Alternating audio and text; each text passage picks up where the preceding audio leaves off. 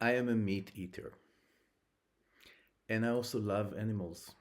I connect with animals intuitively, have really a good good connection with animals. So the idea of killing them for food is not an easy one for me. Therefore, it was important for me not to only buy ready meat or fish in a supermarket wrapped up in cellophane, clean and a product, but actually to witness the killing, to witness the process. And I did. I witnessed the process of taking an animal, whether it's a chicken or a lamb or a goat, doesn't really matter, and being with them, looking in their eyes, connecting with them, and going through the process of killing them. I never did it myself because I'm not a professional in that, and I think that one of the things that is important is that the killing is done by people who are experienced and know how to do it in a most beautiful way, beautiful, in the most easy way for the animal. And I dare you, if you are a meat eater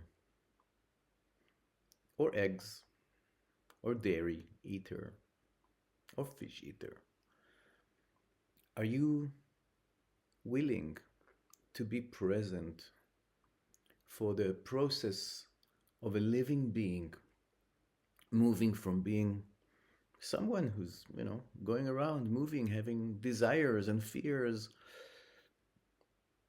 to being captured, to being taken, to being slaughtered, cut open, skinned, cleaned from guts and stuff, and becoming the meat that you eat? I think it's important. My feeling around that is that if you're not willing to do that, maybe the whole idea of eating meat should be questioned. I think being a responsible meat eater, is to take care that we eat meat from animals who lived the best, in the best conditions as possible, and B, to be present with them in their difficult time, in their process, in their transition. And then when we look at a piece of meat on our plate, we don't see a product. We see someone. It's not a something, it's a someone that we eat. And the whole responsibility of, like, I took the life of this chicken, or someone did it on my behalf, of this chicken, of this fish, of this cow, of this sheep. I took their life because I wanted to eat. What does it mean about me? And what's my responsibility of how do I use this energy? To me, it gives me a feeling of, like, some kind of a commitment to the animal, of, like, I'm gonna use the energy that I took from you in a good way, so your death is not in vain. I don't know if the animal cares. I care. Now, in some of our workshops in the past, when I was still working with ISTA, it was important for us when we dealt with the issue of death. There was part of the transformational process in what was called ISTA Level 2, was dealing with death, with our death. And part of it was important to allow people to witness the death of the animals that they eat in the dining hall. So when we serve catering, we're not serving just meat or fish or chicken. We're serving someone that we were present in their death, that the whole community was present. And we did it in the most beautiful way. We brought people who know this is what they do. They're butchers of that area where we were teaching. And instead of them just butchering the animal in their private place behind closed doors, we gathered as a community. We sang, we prayed. Some not really nice people started to, in the smear campaign against ISTA, putting everything out of context and putting it as negative as it can be, started to call it, oh, animal sacrifice. It wasn't a sacrifice. It was a killing. And it was a killing of an animal that we ate as a sign of respect to the animal and to the cycle of life and death.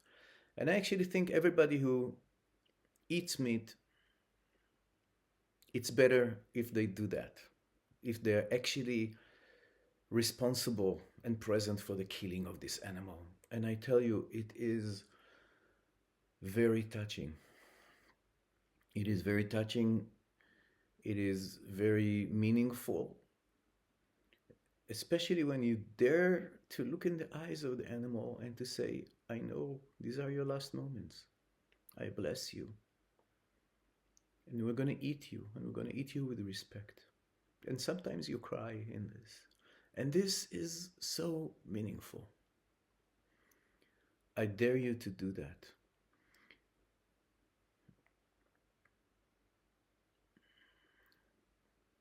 I have to say that I'm very happy that just now, just like in the last weeks, there is new milk, which is milk that was made from a DNA of milk, of real milk, but it's laboratory milk, and I didn't taste it, but people say that it tastes like real milk.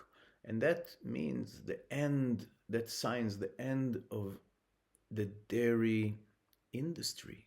Big thing. I'm so looking to eat dairy from milk that was created in a laboratory, and to eat meat also from meat that would be created in a laboratory. I'm sure it will be, the funny thing is, like, the spiritual people after a while will say, like, no, it needs to come from, the natural source, meaning killing animals. I prefer not to kill animals. I love meat. And as long as we eat meat that was an animal before, I want to be present for this animal. I want to be with this animal in love and respect, and take the emotional burden on me to be there and to take the responsibility for that. And I dare you to do that as well, if you wish. And I want you to know that anyone who started to speak dirty on us as if we're doing animal sacrifice, this is what they're against.